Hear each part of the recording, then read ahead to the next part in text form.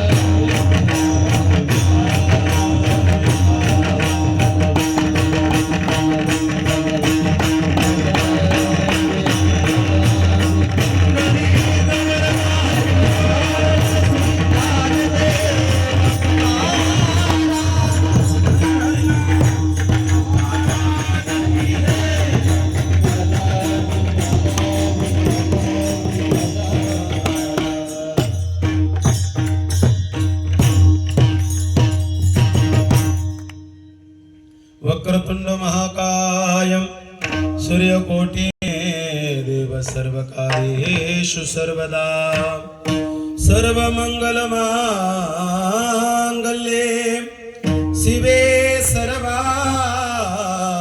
साधिके शरण्ये त्र्यंबके गौरी नारायणे नमोस्तुते आत्मा त्वं गिरिजामती सहचरा प्राणा शरीरं गृहं पूजा ते विविधोपभोग रचना निद्रा समाधि स्थिति संचारस्तु पदयो प्रदक्षिण विधे सूत्राने सर्वागिरो यद्यत् कर्म करोमि तदखिलं शंभो तवाराधनं नीलाम्बुज श्यामलकोमलांगं सीता समारोपित वामभागं पानो महासायक चारुचापं नमामि रामं रघुवंशनाथं महायोगपीठे तटे विमरत्यां वरं पुण्डरीकाय धातुं मुनीन्द्रये समागत्य तिष्ठन्तमानन्दकन्दं परब्रह्मलिङ्गं भजे पाण्डुरङ्ग प्रथम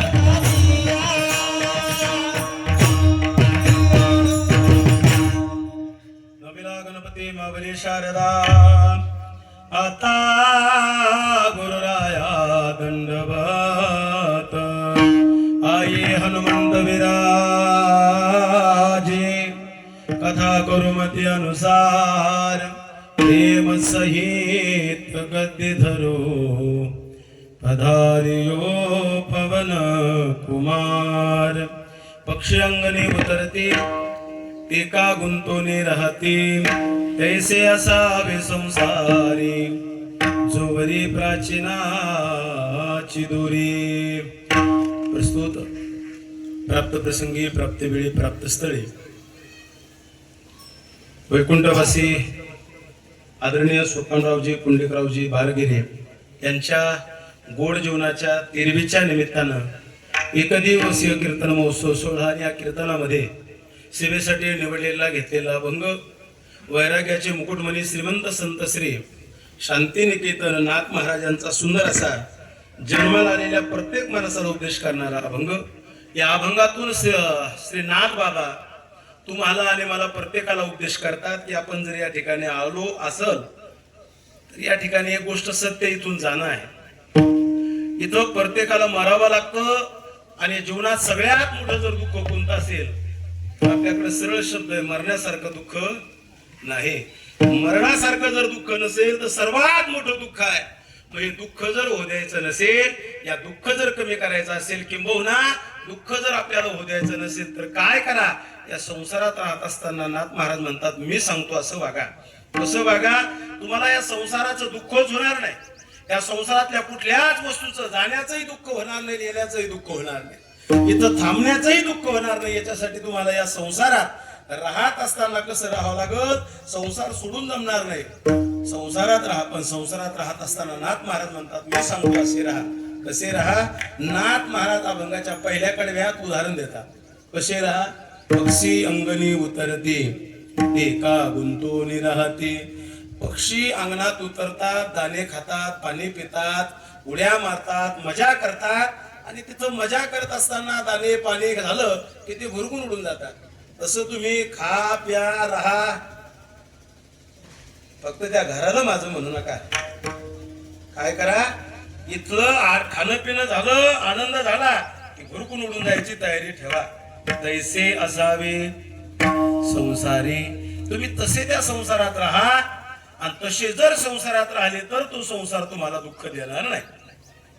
पहिलं उदाहरण नाथ महाराजांनी दिलं, पण पहिलं उदाहरण देत असताना नाथ महाराजाला थोडी कमतरता वाटली. त्यामध्ये थोडा दोष आढळला. शास्त्रामध्ये 3 दोष सांगितलेले, अतिव्याप्ती, अव्याप्ती आणि असंभव. त्यापैकी अतिव्याप्ती नावाचा दोष आढळला की केलेले लक्षण लक्षाच्या ठिकाणी राहून अलक्ष ठिकाणी ज्यावेळेस जातं त्याला अतिव्याप्ती नावाचा दोष म्हणतात न्यायशास्त्रामध्ये. ऐका, नाथ महाराजांना पाहिलं की पक्षासारखे राहा म्हणालो, पण बरेच पक्षी आपण पाहिले की त्याच महाराजांना खोटे केले. तुम्हाला भाषा कळते ना माझी? मी फार पलीकडच्या विदर्भातल्या कोपऱ्यातला महाराज आहे, थोडी भाषा कळणार नाही माझी, पण तुमच्या चेहऱ्याहून वाटायला लागलं, सगळं कळायला लागलं तुम्हाला. चला, काही पक्षी आहे की त्याच महाराजाला त्यांनी खोपे केलेत म्हणून उदाहरण केलं, पण ते उदाहरण काही व्यवस्थित झालं नाही. मग काहू महाराज तसं राहायचं का? जिथं खायचं तिथंच खोपे करायचे? महाराजांना वाटलं उदाहरण दिलं पण जरा व्यवस्थित बसलं नाही, म्हणून परत एक उदाहरण खर्च केलं नाथ महाराजांनी. कसं? महाराज म्हणतात मी सांगतो असे राहा. कसे राहा? वस्ती कर वस्ती आला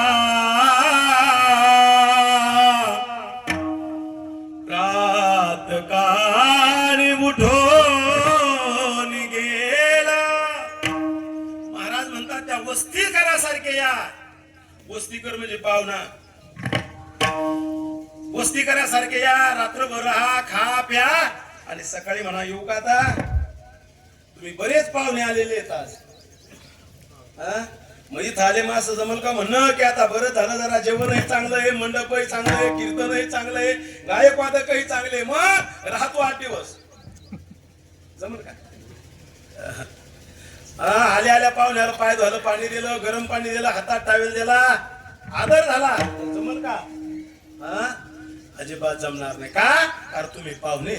मग काय करावं लागल? तुम्हाला इथून निघावं लागत. तसं पाहुण्यासारखे आला इथं या. वस्ती कर वस्ती आला आणि सकाळी प्रातकाळी उठून गेला. तैसे असावे संसारी. तसे या संसारात राहा. म्हणजे नाथ बाबा म्हणतात तुम्हाला हा संसार दुःख देणार नाही. म्हणजे नाथ महाराज कळाला आम्हाला, तसं आम्ही संसारात राहायला तयार आहे. पण तसं जर संसारात राहिलो आमच्या जीवनातलं दुःख संपल का? बोला, संपल? नाथ महाराज म्हणले तोपर्यंत संपणार नाही जोवरी प्राचीनाची दोरी. जोपर्यंत प्रार्थना आहे, प्रारब्ध आहे, तोपर्यंत तुम्हाला ते भोग भोगूनच फेडावं लागते. मग भोग भोगत असताना भोगाचा आम्हाला त्रास होऊ नये, त्या दुःखाचा आम्हाला त्रास होऊ नये, यासाठी नाथ महाराज आम्ही काय करावं? नाथ महाराज म्हणतात काहीच करू नका, तुम्ही एक काम करा, एका जनार्दनी शरण, त्या देवाला शरण जा. आणि एकदा त्या देवाला शरण गेले की मग ऐसे असता भय कवन, मग भीती बाळगायचं काम नाही. पण मी सांगतो असे राहा, असा सरळ सरळ नाथ बाबाचा हा अभंग तुमच्या पुढे ठेवला. अल्पसा हा कार्यक्रमाचा परिहार देणं गरजेचं आहे. आज कशाच्या निमित्तानं कीर्तन आहेत आपल्या सर्वांना ज्ञात आहे.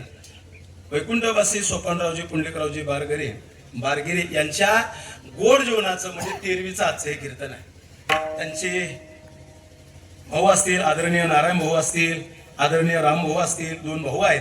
आणि त्यांचे चिरंजीव त्र्यंबकरावजी सोपानरावजी बारगिरे, भरतराव भाऊ, शत्रुघ्न भाऊ असे 3ही मुलं, त्यांच्या कुटुंबानं हा त्यांच्या वडिलाचा हा 13वीच्या निमित्ताने 1 दिवसाचा हा कीर्तन सोहळा ठेवला. त्या खऱ्या अर्थाने त्यांना जेवढे धन्यवाद द्यावा तेवढे कमी. आपल्या वडिलाचा काहीतरी परमार्थिक सोहळा ठेवावा हे अंतःकरणात येणं, याच्यासाठी सुद्धा भाग्य लागत असतं. ध्यानात ठेवा, भाग्य कशाला म्हणतात? चांगले ऐका, सत्ता, संपत्ती, पद, प्रतिष्ठा जीवनामध्ये निर्माण होणं ही भाग्याचं लक्षण नाही. हे भाग्याचे लक्षण आहे. कोणते भाग्याचे लक्षण आहे? की आपल्या वडिलांसाठी, आपल्या कुटुंबासाठी, आपल्यासाठी कुठेतरी सत्संग व्हावा, कुठेतरी भगवंताचं नामचिंतन जीवनामध्ये निर्माण व्हावं, हे अंतःकरणामध्ये ही प्रेरणा निर्माण व्हावं, याला भाग्य म्हणायचं. मी म्हणत नाही, गोस्वामी एका ठिकाणी वर्णन करतात, संत समागम हरिकथा तुलसी दुर्लभ होय, संत समागम हरिकथा तुलसी दुर्लभ होय, धनधारा संपत्ती येतो पापी के बिगर होय. सत्ता, संपत्ती, पद, प्रतिष्ठा हे पापी लोकांच्या सुद्धा घरी असतं, पण परमार्थ चिंतन हे डोक्यामध्ये, अंतःकरणामध्ये येण्यासाठी त्या कुटुंबाचं, त्या वडिलाचं, त्या घराण्याचं काहीतरी पुण्य असावं लागतं. आणि असं गोड कृत्य ज्या मुलांच्या हातून झालं, मला त्यांच्याविषयी आनंद वाटतो, यात नवल नाही. तयाचा हरिक वाटे देवा, पुढे कन्या पुत्र होती जे सात्विक, तयाचा हरिक वाटे देवा. त्या देवालाही हरिक वाटतो, त्या देवालाही आनंद वाटतो अशा कुटुंबाविषयी. आणि त्या मुलांनी, त्या कुटुंबाने आपल्या वडिलाचा हा सोहळा ठेवला. या सोहळ्याला सोप्या भाषेत शब्द सांगतो, याला कृतज्ञता सोहळा सुद्धा म्हणतात. ज्या वडिलानं आपल्यावर जीवाचं रान करून आतोनात प्रेम केलं, त्या वडिलाच्या उपकारातून उतराई होण्यासाठी ठेवलेला हा सोहळा आहे. याला कृतज्ञता सोहळा म्हणतात. हल्ली कृतज्ञता सोहळे राहिले नाही, कृतज्ञ सोहळे बरेच पाहिले. कृतज्ञता वेगळी आणि कृतज्ञ वेगळा. केलेल्या उपकाराची ज्याला जाणीव असते त्याला कृतज्ञ म्हणतात, आणि केलेल्या उपकाराची ज्याला जाणीव नसते त्याला कृतज्ञ म्हणतात. मग कृतज्ञता सोहळा आहे, आणि हा वडिलाचा कृतज्ञ सोहळा आहे, एका बापाचा कृतज्ञता सोहळा आहे. बाबाची आज 13वी आहे. आज माझ्याकडं 13वीचं कीर्तन आहे, हे प्रवासाचं कीर्तन आहे. आजच्या कीर्तनकार थोडा बंदिस्त असतो. आजच्या कीर्तनकारानं काही बोलू नये. आजच्या कीर्तनकारानं फक्त जीवाचा प्रवास सांगावा, असा अलिखित दंडक वारकरी संप्रदायात आहे. विठ्ठल विठ्ठल.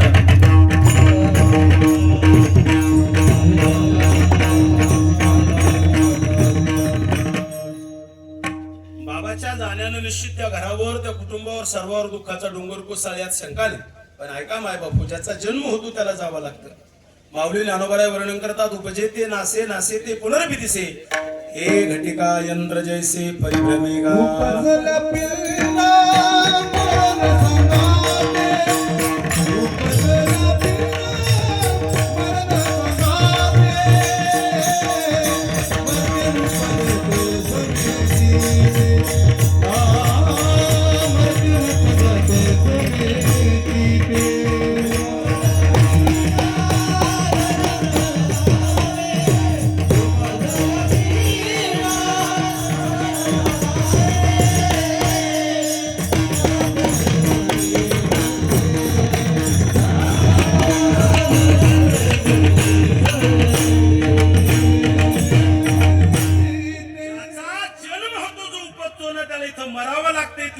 सत्य आहे, ध्यानात ठेवा. या जगात जर काय सत्य असेल ना मायबाप, तर मृत्यू हा सत्य आहे. या जगात काही सत्य नाही दुसरं. मृत्यू हा सत्य आहे, ध्यानात ठेवा. मृत्यू हा 100% त्रिकाल बाध्य सत्य आहे की मृत्यू येणार म्हणजे येणार, ध्यानात ठेवा. गीतेमध्ये वर्णन आलं, ज्याचा जन्म होतो त्याला गोष्टी काही ठरलेल्या आहे. जन्म मृत्यू जरा व्याधी. ज्याचा जन्म होतो त्याला या सगळ्या गोष्टी प्राप्त होणार, तो मरणार महाराज. म्हणजे किती पैसा असू द्या, किती संपत्ती असू द्या, इथं मरण चुकवतायच येत नाही मोर आले अवतार.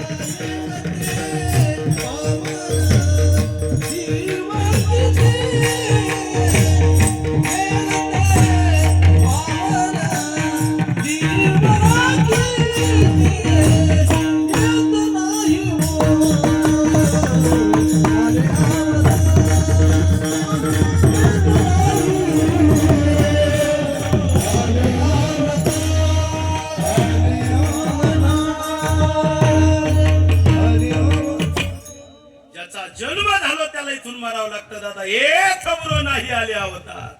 हिरते पामर अरे रामकृष्ण आले गेले, याहून का जग बस पडले. इथं कुणालाही थांबता येत नाही, ध्यानात ठेवा. म्हणले का हो, सत्ता संपत्ती कुणालाच थांबता येत नाही, ध्यानात ठेवा. कुणालाही थांबता येत नाही महाराज. मरण आलं, काळ आला ना की कुणालाही थांबता येत नाही, ध्यानात ठेवा. एका हिंदी कवीचं एक वाक्य आहे, ते म्हणतात, सज धज कर मौत की शहजादी आएगी, सज धज कर मौत की शहजादी आएगी, न सोना काम आएगा न चांदी आएगी. अरे न सोना ही काम येत नाही, चांदी काम येत नाही. हा, सोने संपत्ती वाले कितीही असलं तिथं थांबता येत नाही. सम्राट जगावर राज्य करण्याची महत्वाकांक्षा बाळगणारा सम्राट सिकंदर जग जिंकलो होतं महाराज, पण त्यालाही मरावं लागलं. इथला इतिहास आहे. पुढे संचित जाईल ग्वाही तुका म्हणतय बातम्या. पुढे संचित जाईल ग्वाही तुका म्हणतय बातम्या.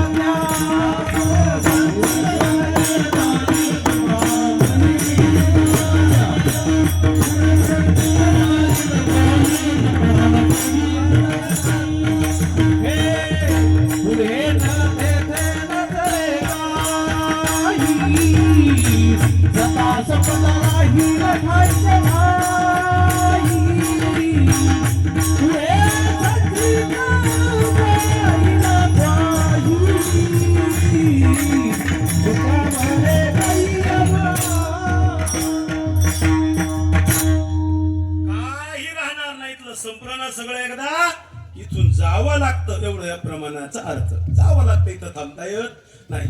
थांबता येत नाही माऊली ज्ञानोबराय वर्णन करतात. ऐका, माऊली म्हणतात इथं थांबता येत नाही का, कारण हे गावच असं आहे.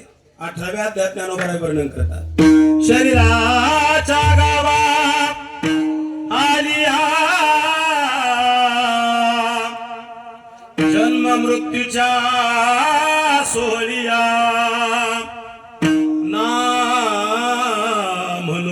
धनंजया जया परी. अरे दादा हो, इथं या शरीराच्या गावाला आलेत ना, तर दुःख करू नका का. इथं आल्यानंतर जन्म मृत्यूच्या सोहळ्या, इथं जसा जन्माचा सोहळा होतो ना, थोडं माझ्याकडे पहा, तसा इथे परत एक सोहळा होतो. जन्माचा सोहळा जसा नाचत गाजत वाजत करता तुम्ही, तसाच एक सोहळा परत होतो. त्या सोहळ्याचं नाव मृत्यूचा. लग्नात सगळ्याचं होत नाही. हा? लग्न सोहळा याच्यामुळं कट केलं मी, कारण बऱ्याच जणांचे लग्न काहीचे झाले नाही ना आता काहीचे होणार नाही. कारण आजचं कीर्तन काही विनोदाचं नाही, त्यामुळे मी विनोद करणार नाही. ऐका, एक सोहळा आणेल मृत्यूचा. आजच्या कीर्तनात एवढं ध्यानात ठेवा, जसा जन्माचा सोहळा झाला ना तसा मृत्यूचा सोहळा झाला पाहिजे. ऐका ना, जन्माचा सोहळा नाही झाला तरी चालेल, एक वेळेस मृत्यूचा सोहळा झाला पाहिजे. मृत्यूचा सोहळा झाला पाहिजे. ऐका, आणि मृत्यूचा जर सोहळा जर करायचा असेल ना तर ऐका ना, काही करू नका हो, फक्त एक काम करा, असं कर्तृत्व करा की कर्तृत्वाच्या रूपाने आपण जिवंत राहिलो पाहिजे. ऐका, आज 13 दिवस झाले बाबाला जाऊन. किती दिवस झाले? 13 दिवस झाले. मी काही बाबाला पाहिलं नाही. पण ज्यार्थी एवढा मोठा सोहळा व्हावा लागला त्यार्थी बाबाचं कर्तृत्व फार मोठं होतं. कोणाचाही सोहळा होत नाही. बाकी ऐका माझं, कोणाचाही सोहळा होत नाही, कोणाचाही कार्य मोठं होत नसतं दादा. अरे अनेक संपत्तीवाले लोक आहेत राजा, सगळ्याचं भजन कोणी म्हणत नाही. भजन त्याच लोकांचं होतं ज्यानं पूर्ण जीवन देवाला या समाजाला समर्पित केलं. भजन ज्ञानोबा राहायचं, भजन तुकोबा राहायचं, भजन गजानन बाबाचं. पैशावाल्याचं बोला, पैशावाल्याचे जर भजन झाले असते थोडे वेगळे झाले असते काय ना दादा. आमच्याकडं मी ज्या भागातून आलो, आमच्या भागात गजानन महाराज आहेत, त्यांचं भजन गावागावात होतं आमच्याकडं. ओम गजानन नमो नमः, श्री गजानन नमो नमः, गुरु गजानन नमो नमः, श्री गजानन नमो नमः. का? पूर्ण जीवन परमार्थाला समर्पित केलं. अंगावर कपडा नाही, पूर्ण जीवन देवाला समर्पित ते ज्ञानोबा आहे. म्हणून माऊलीचं भजन, तुकोबरायचं भजन, पैशावाल्याचं भजन. सोहळे कोणाचे? पैशावाल्याचे होतात का? पैशावाल्याचं भजन आहे का? पैशावाल्याचं जर भजन झालं असतं दादा हो तर भजन थोडं वेगळं झालं असतं. ओम टाटा नमो नमः, ओम बिर्ला नमो नमः, जय जय अंबानी नमो नमः, जय जय बाटा नमो नमः, श्री गुरु टाटा. लोक मारतील उठून मला, म्हणले कुठून आणलं हे सानप गुरुजी? हे गुरुजी म्हणतील कुठून आणले महाराज? अहो जे कीर्तनात नाही ते कीर्तनात येतील. म्हणले आणलं कोण? पैशावाल्याचे भजन नाही दादा. पैशानं माणूस मोठा होत नाही तर कर्तृत्वानं माणूस मोठा होतो, ध्यानात ठेवा. इतकं चांगलं कर्तृत्व करा, ते वाक्य सांगतो तेवढं ध्यानात ठेवा. आपण रस्त्यानं चालायला लागलो ना तो वाक्य लोकांना आपल्याला वाकून रामराम घालावा, इतकं गोड जीवन असावं माणसाचं. ऐका बरं, आपण रस्त्यानं चालायला लागलो तर लोकांना वाकून रामराम घालावा. आपण बसलो तर लोकांना आपल्या जवळ येऊन बसावं. आपण ज्या दिवशी जाऊ त्या दिवशी लोकांच्या डोळ्यात पाणी यावं. बस. कबीरा कबीरा, जब हम पैदा हुए जग हसे गम रोए, ऐसी करनी कर चलो हम हसे जग रोए. असं कर्म करा की आपण जन्माला आल्यानंतर जग हसत असतं. मुलगा झाला, मुलगा झाला, मुलगा झाला, मुलगा झाला आणि मुलगा रडत असतो. असं कर्म करा दादा हो की आपण गेल्यानंतर जगाला रडावं आणि आपण हसावं. कबीरा जब हम पैदा हुए जग हसे हम रोए रे, ऐसी करनी कर चलो कि जग रोए हम हसे. कैला दादा सर काही चिंता नाही मला, आता मला ध्यान आहे नव्हतं प्रमाणाचं. भजने चांगले असलं की कीर्तन करायला आनंद ध्यानात ठेवा. मला आज आनंद आहे. 1 दिवसाचं कीर्तन आहे. कुटुंबाला मी धन्यवाद देईन. वारकरी संप्रदायातील हे सगळे दिग्गज महान रत्न तुम्ही. कैलासदासारखे गोड गायक अप्रतिम वारकरी संप्रदायामध्ये फार मोठा देण आहे आमच्यासाठी. ते गोड गातात महाराज. महाराष्ट्रभर त्यांचं नाव हे आवाज आहे. मी पहिल्यांदाच कीर्तनात त्यांना अनुभवतोय. असं बऱ्याच वेळेस ऐकलं मोबाईलवर. जे माझ्यासोबत गायक आले, हा गायक त्यांना बऱ्याच दिवसापासून ऐकतो. त्यानं समोर पाहिलं ते म्हणले भाऊ इथं ते मोठे गायक आहेत. म्हणले कसं होईल? मी म्हणलं तू पुढं म्हण. तो लहान आहे, त्याचं कॉलेज चालू आहे. माझा मुलगा आहे तो, बरं का, ध्यानात ठेवा. मुलगा आहे, ड्रायव्हिंग करतो आणि गातो. त्याला त्यांचंच गाणं ऐकत आज सकाळी चाल ऐकली आणि त्या नेमके त्याला का माहिती तर हेच येतील म्हणून तो मला गुरुजी तुम्ही मागच म्हणा, मला पुढे म्हणू द्या. ऐका, त्यांचाही मोठेपणा. ते म्हणले नाही नाही तुम्ही पुढे म्हणा, मी माग म्हणतोय. मोठ्या माणसाचं मोठेपण कशावर?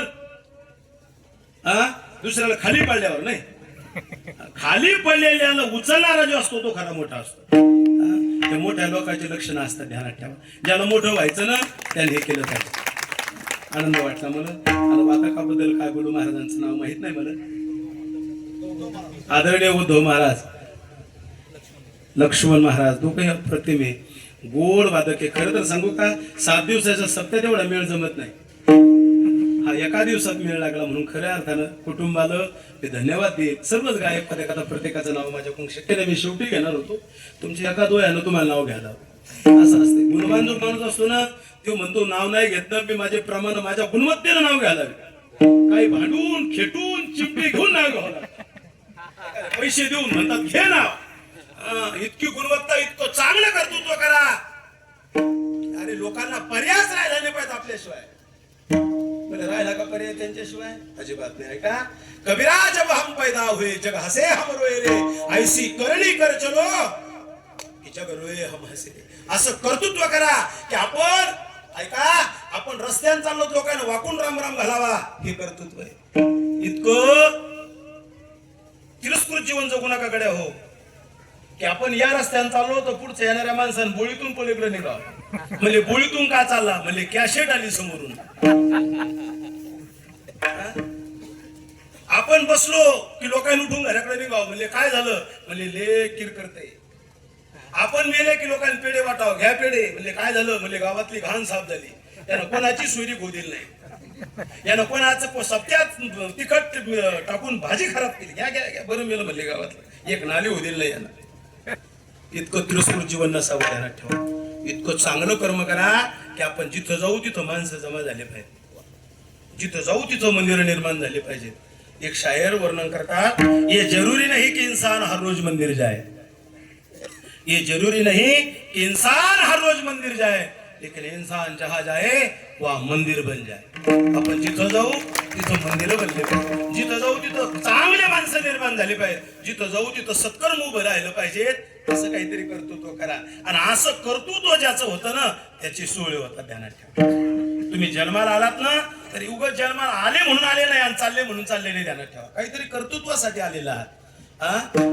स्वाभिमान सांगितला पाहिजे. माणसं म्हणतात महाराज आमच्यासारखं जीवन आनंदीपणाचं नाही, आम्ही सगळ्यात भारी आहे. काय भारी आहे, तुम्ही काय केलं आतापर्यंत सांगा. संपत्ती असणं म्हणजे का मोठेपणाचं लक्षण आहे का? नाही हो. भरपूर मुलं असणं म्हणजे का मोठेपणाचं लक्षण आहे का? नाही ना. तुम्ही फार मोठे गुणवान आहेत म्हणून काय लक्ष, ते काय मोठेपणाचं लक्षण आहे का? नाही नाही नाही नाही. म्हणले एक माणूसाला म्हणले महाराज 50 एकर शेती, म्हणजे का मोठा आहे का तो? एक आला म्हणले महाराज 5 मुलं आहेत मला, 5 मुलं आहे का? स्वाभिमान आहे का? मोठेपणाचं लक्षण आहे का? डुकरीला 35 पिल्ले असतात. काय मोठेपणा सांगायला लागलो आपण? अरे असं काहीतरी करा की आपण मेल्यानंतर आपला सोहळा झाला पाहिजे. इतका परमार्थ करा. तुकोबरा म्हणतात माझ्या जीवनामध्ये मी इतका परमार्थ केला, इतका परमार्थ केला, त्या परमार्थाचा परिणाम असा झाला, यासाठी केला होता अट्टहास, शेवटचा दिवस गोड व्हावा. मेल्यावरच नाही, जिवंतपणे आपला दिवस सुंदर झाला. शेवट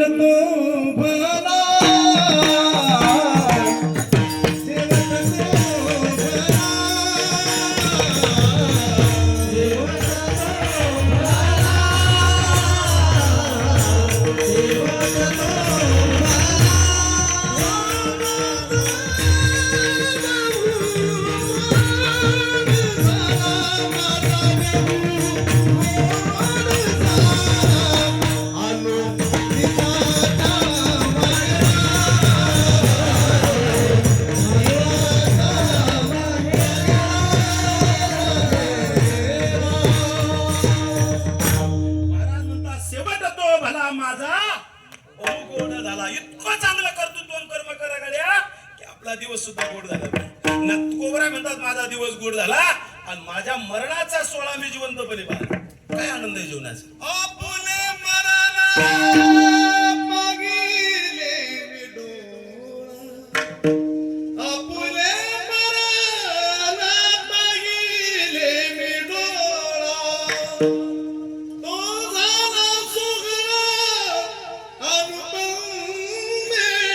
तो झाला सोहळा अनुपम रे.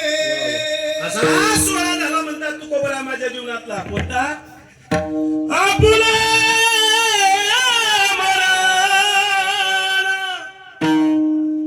पाहिले म्या डोळा तोया झाला सोहळा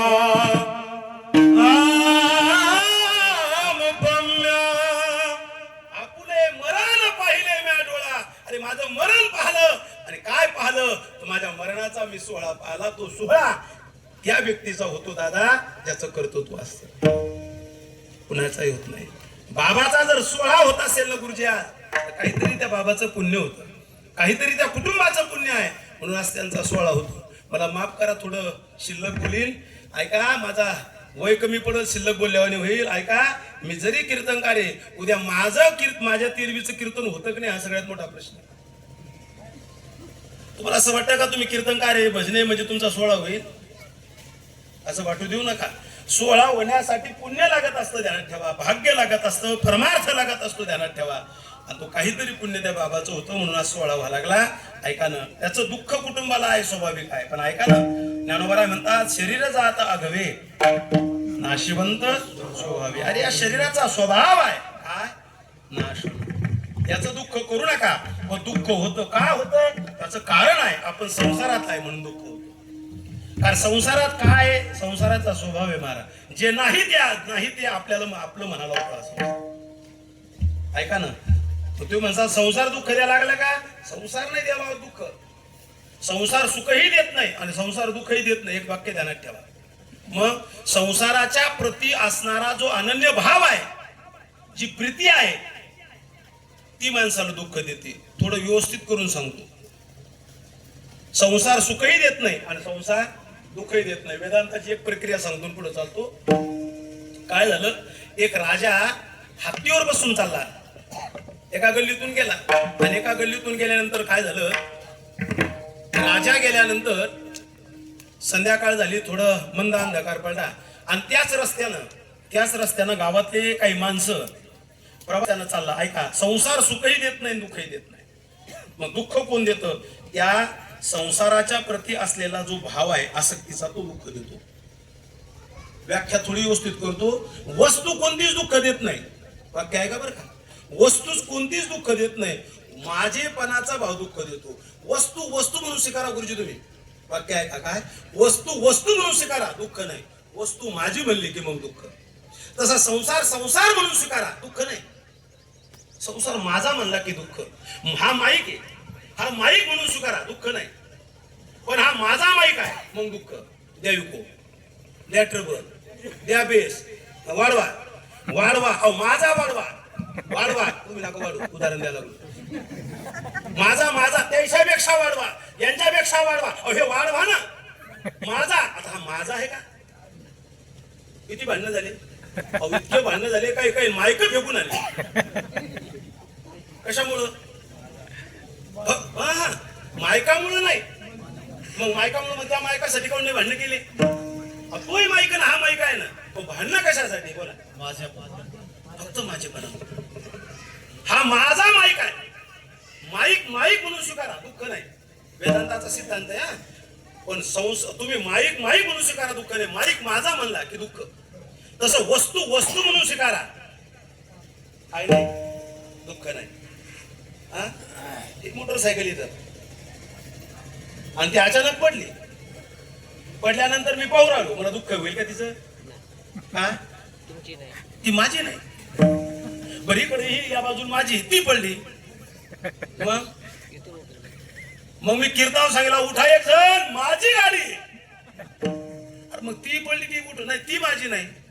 वस्तू म्हणून स्वीकारा, गाडी म्हणून स्वीकारा, दुःख नाही. तसं संसार म्हणून स्वीकारा, दुःख नाही. संसार सुखही देत नाही आणि संसार दुःखही देत नाही. यासाठी उदाहरण देतो पुढे चालतो. ऐका, काय झालं, तो राजा ज्याच रस्त्याने गेला त्याच रस्त्याने एक माणूस चालला. गुरुजी, मंद अंधकार होता, व्यवस्थित दिसत नव्हतं. राजाच्या गळ्यातला फुलाचा हार तुटून पडला होतो, असा तिरपा थरपा पडला. तो हार जसा गेला तो तसा पाय पडणार त्या हारावर, तसा मांग सरकला आणि म्हणला, अरे बापरे, कवरा मोठा साप आहे म्हणले. बरं झालं म्हणले पाय नाही पडला, मेलो असतो. इतका घाबरला नव्हतो की त्याला घाम सुटला, दात किडी बसली. 4-5 माणसांनी त्याला उचललं, वट्यावर ठेवलं, त्याला हवा मारली, पाणी पाजलं, पण तरी त्याची भीती जात नव्हती. तो फक्त असंच करेल, बस बोलत नव्हता. हे लोक त्याला पाणी मारत तोंडावर त्याला भीती कमी करत होते. तेवढा दुसरा माणूस तिथून चालला. दुसरा माणूस चालला, दुसऱ्या माणसालाही तो हार पाहिला आणि त्यानं तो हार पाहिला. राजा गेला, त्यानं हार पाहिला. ते म्हणले बस बस बस बस, हा राजाच्या गळ्यातला हार आहे. आणि राजाच्या गळ्यातला हार म्हणल्यावर कशाचा? सोन्याचा. ते नाचूच लागलं, म्हणले बस आता पाणी खयम धरणे उघडला. तर आता चिंता करायचं काम नाही, करा काय आपल्या ताब्यात हार आहे. ते नाचू लागलं. हार दोन काय एक घाबरलेला आहे, मरणमुख अवस्थेत आहे, आणि एकाला एवढा आनंद झाला ते नाचा लागलं. हार एक का दोन? बोला, एकच. आता तिसरा माणूस आला. तुम्ही म्हणसाल माणसं आणता किती? टाइम आहे तोपर्यंत आणणार आहे मी, माझा टाइमापर्यंत. तिसरा माणूस आला, पण तो तिसरा माणूस शेतात चालला होता मोटर बंद करायला. विहिरीचं पाणी संपवल म्हणून बॅटरी घेऊन चालला होता. बॅटरी लावून चालला होता. बॅटरीचा उजेड घेऊन चालला आणि उजेड बॅटरीचा प्रकाश त्या हारावर पडला आणि त्यानं पाहिलं हा फुलाचा हार आहे. पुन्हा त्या माणसानं त्यानं काहीच केलं नाही. त्यानं त्याच्यावर पाय दिला आणि तो निघून गेला. दृष्टांत संपला. या सिद्धांतावर हार एक का दोन? हार तोच आहे, एकच आहे. पण ती गायची तीन घटना आहेत. एकाला हार पाहिल्यानंतर गुरुजी आनंद झाला, एकाला दुःख झालं, एकावर परिणामच झाला नाही. बरं एकावर परिणाम काय झाला नाही? कारण त्याला हार यथार्थ स्वरूपानं कळाला म्हणून झाला नाही. संपला दृष्टांत. तसा संसार रूपानं कळाला की मग दुःख नाही. तुला संसार सुखही देत नाही आणि संसार दुःखही देत नाही. मग तुम्ही या संसारात एक तर जन्माला यायला पाहिजेत नव्हतं, येऊ नव्हतं. मी नाही म्हणत, अनेक प्रमाण आहेत. हा मदालसा महाराज म्हणतात तू बाळा येऊ नव्हतं रे, हा पण आला. आता प्रमाण घ्यायला मला वेळ नाही. आलास तू, आला, यायला नव्हतं पाहिजे पण आला ना. आता सावध हो, आता चिंतन कर भल्या माणसा. ऐका हा संसार आहे. या संसारात आलात ना तू, मग आता एक काम करा. काय? या संसारात येऊ नव्हतं, आलात ना, मग आता इथं राहत असताना काही गोष्टी ध्यानात ठेवा. कोणत्या गोष्टी ध्यानात ठेवा? संतांनी प्रत्येक ठिकाणी तुम्हाला मला जागा करण्याचं काम केलं. आलात ना, मग आता जागा व्हा तुम्ही, आहे का नाही? जागा व्हा आणि काय करा? मी सांगतो असे वागा. कसे वागा? नाथ महाराज म्हणतात मी सांगतो असे वागा.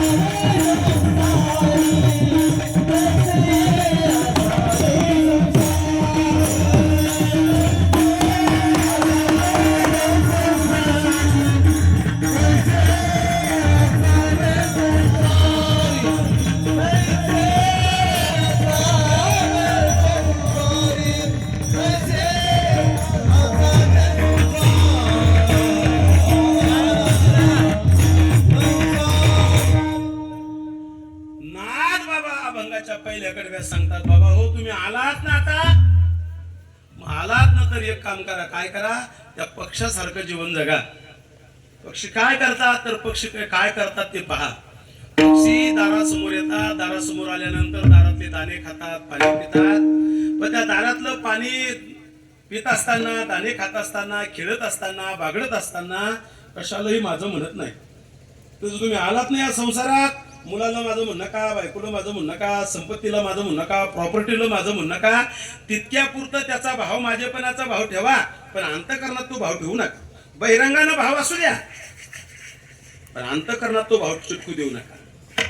चिटकू नका. तुम्ही जितके जितके चिटकसाल तेवढ्या बेजाऱ्या वाढतील. ध्यानात ठेवा. पक्षासारखे राहणं, खा प्या आनंद राहा. तो संसार सोडता येणार नाही. इथं जन्माला आलात ना तुम्ही, तर आल्यानंतर इथं काही सोडता येणार नाही. शरीर आणलं ना, शरीर आलं म्हणजे बाकीचा सगळा भोग आला. भोग हा भोगूनच फेडावा लागतो. शरीर आलं म्हणजे सगळे तुम्हाला कर्म करावं लागणार आहे. असं वाटू द्यायचं नाही मग हे कर्म सोडायचं का, संसार सोडायचं का, अजिबात सोडायचं नाही. अजिबात संसार सोडू नका. पण संसार करत असताना त्या संसाराच्या प्रति अंतःकरणामध्ये ममत्वाचा भाव धरू नका. हे माझं म्हणू नका. आणि हे तुमचं कालही नव्हतं, आजही नाही आणि उद्याही नाही.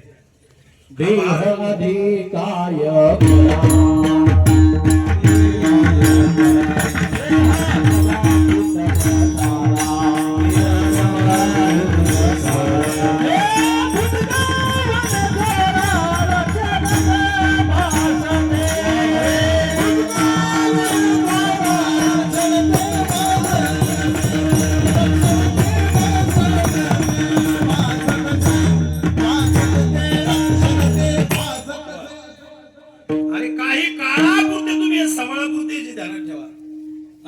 हे तुमचं काही नाही ध्यानात ठेवा. कालही नव्हतं, आजही नाही आणि उद्याही नाही. ध्यानात ठेवा. माझ्या जीवनातलं एक छोटस उदाहरण मानतो. माझे वडील वारले मागच्या वर्षी, आणि माझे वडील वारल्यानंतर माझे वडील, आम्ही ज्या गावात राहतो त्या गावात साला नव्हते. आणि साला नसताना सालाना राहिले, मशीन शिकले टेलरिंग, आणि टेलरिंग मशीन शिकून प्रचंड मेहनत करून माझ्या वडिलांना जवळजवळ शेती घेतली, पूर्ण शेती इरिगेशन केली. आता परिस्थिती चांगली आहे आमची. सगळं माझ्या वडिलांनी केलं आणि घर बांधलं, जागा मोठी बांधली, खूप मोठी, काही कमी नाही ठेवलं. 2 हात घेऊन आलेला माणूस, त्याने फार मोठं वैभव उभं केलं माझ्या वडिलांना. अगोदर काही नव्हतं. आणि माझे वडील वारले.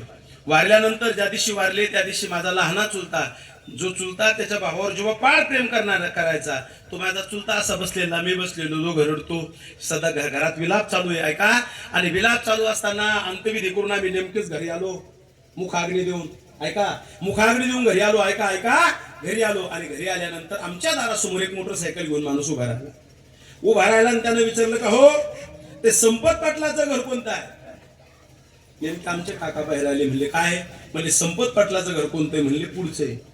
म्हणजे मग हे घर कुणाचं आहे? वाक्य आहे का बरं? हे घर कुणाचं आहे?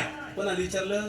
जो माणूस मेला त्याच्या सख्या भावाला ज्याचं जीवा पार प्रेम होतं त्या भावाला. किती वेळ झाला माणूस मरून? फक्त 1 घंटा. 1च घंटा झाला होता. मुखाग्नी देऊन 1 घंटा झाला होता. विचारला आमच्या काकाला, मग हे घर कुणाचं आहे? 1 घंट्यामध्ये माझ्या काकाने दिलेलं उत्तर जर तुमच्या लक्षात आलं तर तुम्ही भाग्यवान. नाही लक्षात आलं तर मी गाडीत बसून जाणारच. माझ्या काकानं माझ्या चुलत्याने दिलेलं उत्तर हे म्हणले, मग हे घर हे अनिल महाराज चेकेचं घर आहे. कुणाचं घर? मी बांधलं का? मी कमाई केली का? काहीच केलं नाही. किती वेळ झाला माझ्या वडिलाला जाऊन? 1 घंट्यात काहीच नाही राहिलं नाव. नाव सोडा. म्हणजे का ते वारले आणले का घरी? म्हणले नाही. कुठपर्यंत आहे? माणूस नाव घेता का बॉडी म्हणताय? कुठपर्यंत आली बॉडी? मी मरू नये, जर मेलो यदा कदाचित इथं भाग्य इथं मरणं, जर गेलो तर गावचे लोक फोन करतील, निघली का बॉडी? महाराज या लागले का म्हणते का बॉडी म्हणते? मेल्यानंतर नाव सुद्धा शिल्लक राहत नाही. मग तुम्हाला वाटतं का सत्ता संपत्ती पदप्रतिष्ठा शिल्लक राहील? येड्यावानी करू नका. सत्ता संपत्ती पद प्रतिष्ठा हे सगळं संपणार, ध्यानात ठेवा. काही राहत नाही. आणि हे मेल्यावर संपले यात नवल नाही, जिवंतपणी संपते काही. जोरी चळ नका तोवरी म्हणती माझा. जोपर्यंत अंगात ताकद आहे, बळ आहे, आवाज आहे, तोपर्यंत जग आपल्याला माझं म्हणतं. जब लग अपने पन्नू में पैसा सब लोग सलाम करे. अपना पैसा निकल गया तो कोई मिठा ना बोले, कोई मिठा ना बोले, कोई मिठा ना. वा. कोण बोलायला लागलं, कोण मानायला लागलं तुम्हाला सांगा ना. हे सगळं संपू द्या आणि सगळं संपणार ध्यानात ठेवा. सत्ता संपणार आहे, संपत्ती संपणार आहे, पद संपणार आहे, प्रतिष्ठा संपणार आहे. किती गोड गातात महाराज. हा पण हे असंच राहणार आहे का? असंच राहणार नाही. हा मला चांगलं विठ्ठल म्हणता येते. जोपर्यंत मला विठ्ठल म्हणता येते आणि बोलता येते तोपर्यंत लोक म्हणतील महाराजाचं कीर्तन घ्या.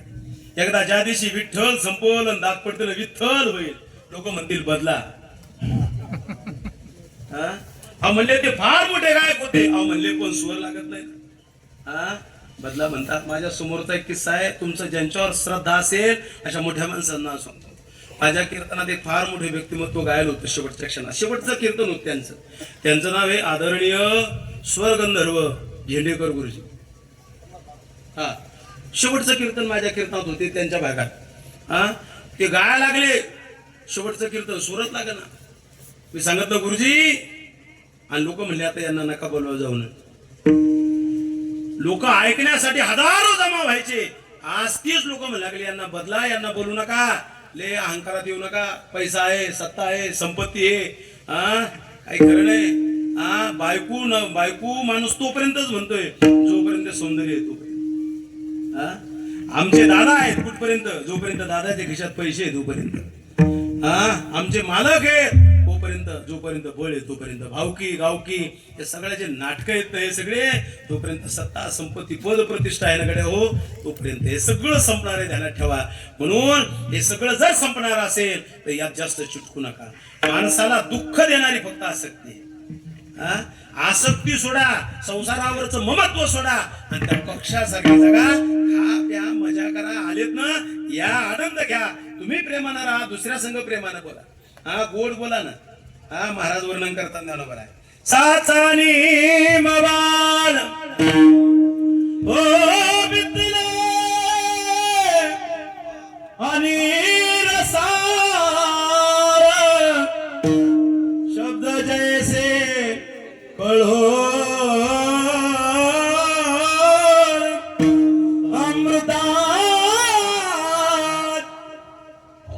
ठिकाणी गुजराती कवीचं वर्णन आहे. ते म्हणतात मिठू मिठू बोल थारो काय वेगळे, काय वेगळे थारो काय वेगळे.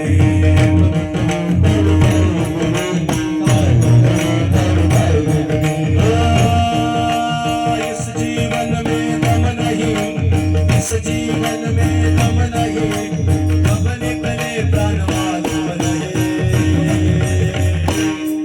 ओ मिठू मिठू बोल थारो काय वेगळे.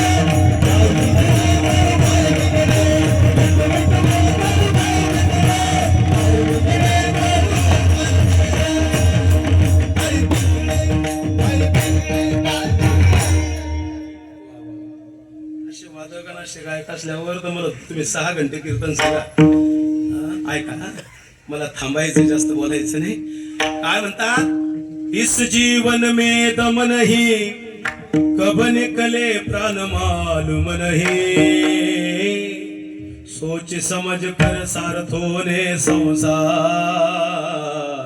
अरे हा संसार विचार करून करा, त्या पक्षासारखे करा.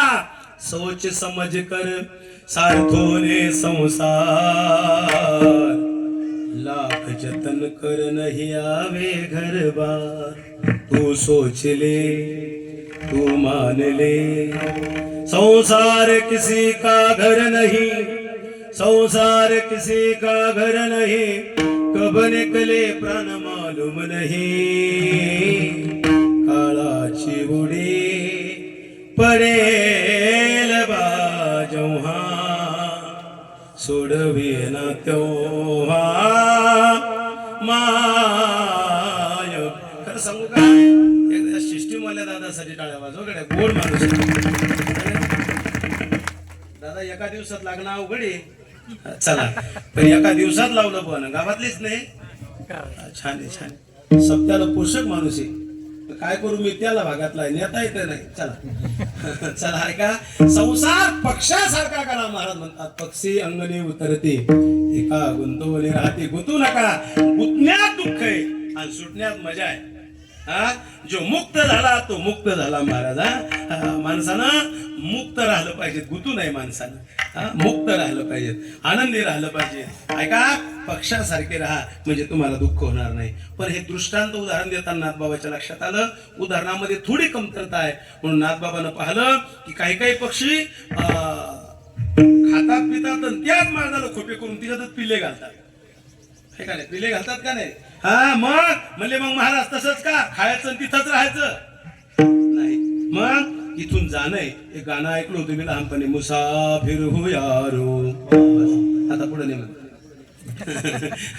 आपण मुसाफिर आहोत. या पक्षासारखं तिथंच पल्ले करून राहिलं जमणार नाही. उदाहरण कमी पडलं. मी सांगितलं अतिव्याप्ती नावाचा दोष आला म्हणून लक्षण हे सदोष असलं पाहिजे असं शास्त्र म्हणतो. म्हणून परत उदाहरण देण्यासाठी महाराजांनी अभंगाच्या तृतीय संसारी